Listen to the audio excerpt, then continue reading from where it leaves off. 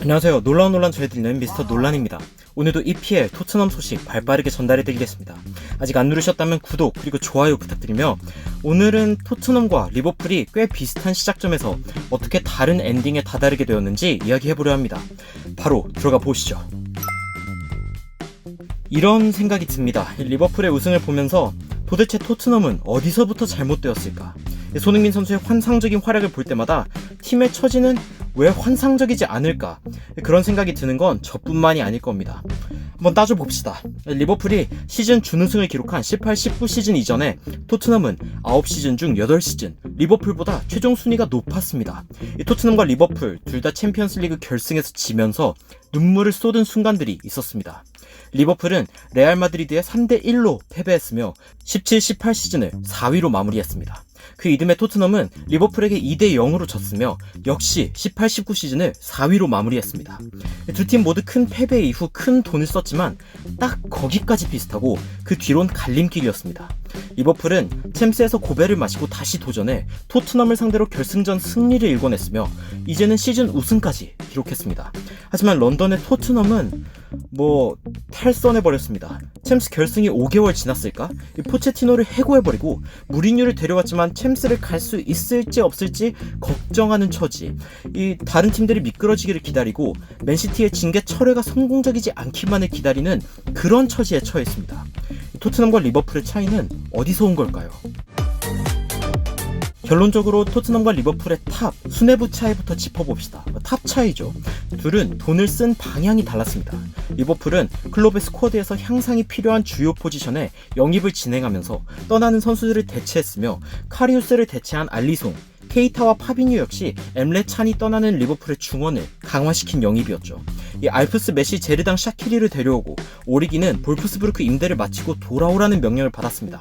대체적으로 아직 전성기가 넘어가진 않았지만 나이는 꽤 있는 경험 있는 선수들이었습니다. 반면 토트넘도 꽤나 비슷한 돈을 써가면서 6명의 선수를 데려왔습니다. 그런데 평균 나이는 20.5세였죠. 이거는 이제서야 미루었던 리빌딩을 막 시작한 거죠. 리버풀이 챔스 결승에서 패배하기 전 그들은 당시 논란이 된 필리페 쿠티뉴를 바르셀로나로 1억 3천만 파운드를 받고 팔았으며 그 돈으로 스쿼드를 재빨리 재건하기 시작한 것과 대비가 됩니다. 쿠티뉴를 판 돈으로는 월드클래스 수비수 반다이크를 데려왔으며 살라를 데려오며 공격력을 화끈하게 더했습니다. 스터리지가 임대가면서 떨어질 공격력을 대비한 것이죠. 체인벌린이나 로버트슨과 같은 알짜 영입들도 있었습니다. 토트넘은 정반대였죠. 당시 포체티노는 0명을 영입하며 고통을 받았습니다. 조직력은 최대한 끌어올렸지만 토트넘 기존의 스쿼드 문제는 더 깊어졌습니다. 여기서 놀라운 사실을 하나 알려드리자면 2015년 8월부터 2017년 4월까지 얻은 승점을 토대로 토트넘은 EPL에서 가장 많은 승점을 기록했습니다. 그 밑에 맨유, 맨시티, 아스날과 10점 이상 차이로 말이죠. 어쩌면 토트넘은 영입이 없이도 어느 정도 꾸준히 잘하는 스쿼드를 가진 게 안일함이 된 것일지 모릅니다.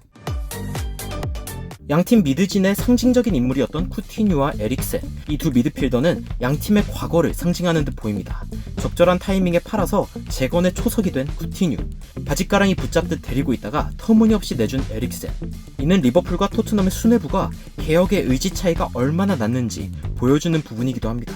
이 에릭센의 방출 시기 차이는 결국 토트넘과 강력한 커넥션에 브루노 페르난데스를 놓치는 결과를 가져왔고, 부페를 데려간 맨유는 제대로 된 상승세에 탑승했습니다. 토트넘이 변화를 일으키지 않고 질질 끄는 모습은 토트넘의 아킬레스건이나 다름없습니다. 어쩌면 더 이상 셀링 클럽이 아니고 싶어 내세웠던 자존심은 오히려 토트넘 개혁의 시기를 늦춰버린 것일지도 모르는 거죠. 토트넘은 주요 선수들을 허무하게 잃고 새로운 선수들의 돈을 안 쏟으며 팬들의 실망을 자초합니다. 토트넘이 가져오려고 하는 변화는 뒤늦은 감이 있으며 경험이 점점 없는 선수들로 채워지는 토트넘은 어쩌면 더 많은 우여곡절을 겪을 수도 있습니다. 토트넘은 현재 상황으로 인해 2억 파운드의 손해를 본 것으로 추산되며 리버풀과 벌어진 격차는 좁혀지지 않을 듯 보입니다.